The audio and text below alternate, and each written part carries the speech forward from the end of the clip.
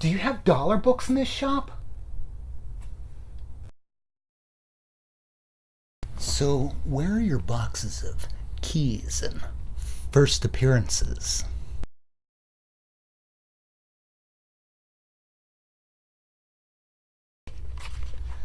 Your expensive Silver Age?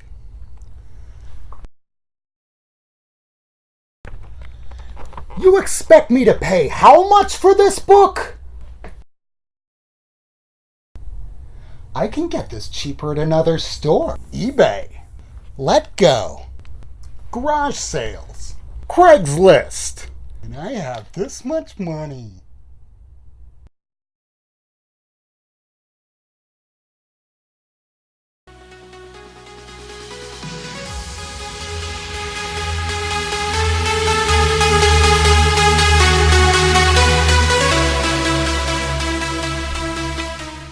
Hi, I'm Rob Wurst, and welcome to Not Near Mint.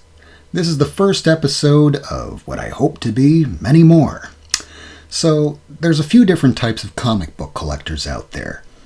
The first type is, well, the comic book reader, which has been me for about 30 years.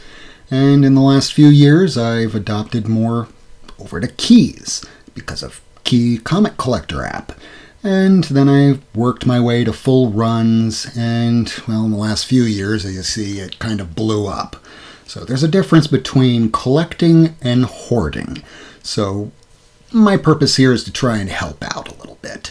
So what do you want out of a comic book collection? I mean, sustainably, what do you see a comic book collection looking like of yours 10 years from now, 20 years from now, 30 years from now? I mean, I'm pretty sure that Bobby and Susie might have a little bit of an issue if you wind up not getting your Christmas paycheck and you bring it home, and instead of bringing home that new video game or that new toy, instead you wind up getting this instead. I'm pretty sure that they will have a problem. So, that's another thing. So, in my daily life, I'm a digital court reporter. And what that means is that I sit on a lot of insurance depositions. So in these depositions, you come to realize really quickly that there are fires, floods, hurricanes, earthquakes. This is becoming more frequent. And as a result of this, near mint is becoming harder and harder every single year. That book that was $100 maybe today, 10 years from now, might be $1,000. All you need is one really bad disaster to make something that might have had a print run of about 3,000 maybe die down to about 2 or 1. You never quite know what's going to happen in the future. So sometimes being a fan of comic books or collecting in general, not always easy. So we've made mistakes. I've certainly made my share, and I really wish that YouTube was here 10 years, 20 years ago, back when I first started collecting, so I wouldn't make the mistakes that I've made all the way up until now.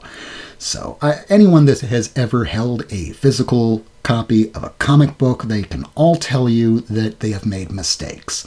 So that's why I believe it's not, just something that we want to do. It really is our duty to help the new people, hell, even the old people. I mean, I've still made mistakes, like this one issue right back here. I made a mistake by not actually looking at eBay to notice there is tape right here. Right there, yeah, you see that. Yeah, don't be like me and jump the gun, because otherwise you'll have a lot of crap that you're going to have a really difficult time unloading in the future. It's 3:30 in the morning and I just got tired of typing, so yeah, emergency dumping. I don't want to be doing that anymore. I'd rather just be getting rid of stuff because I don't have room.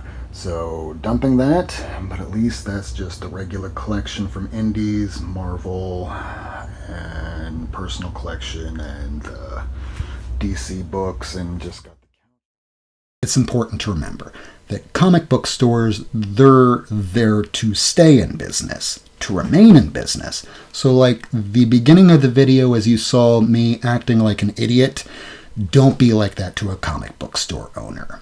please don't. Give them the same respect that you would any other person or how you would like to be treated, because a little bit of kindness goes a long way.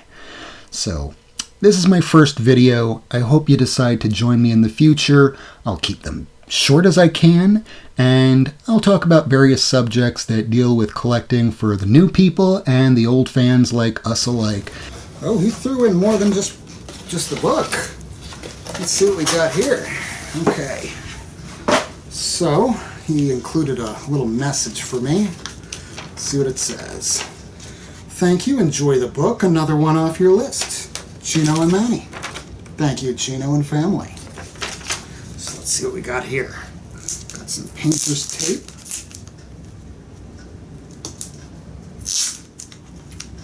Nope, I'm already seeing it.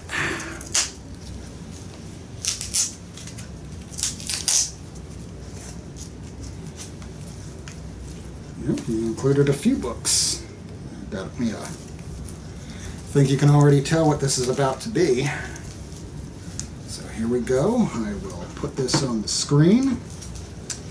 So he sent me, that's not what we're here for, but I think you're getting the hint, right?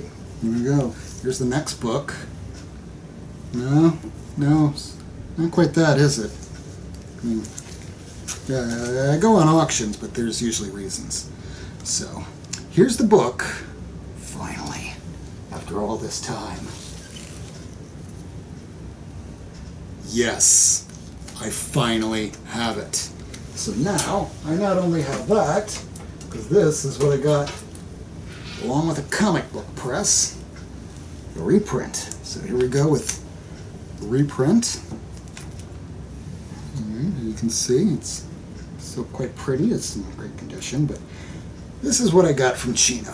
I am so thankful for getting this. It is the first appearance of Batgirl. Now, back when I was younger, I broke my neck playing high school football. If you're young, please don't play high school football unless you know what you're doing. I clearly did not. I broke my neck.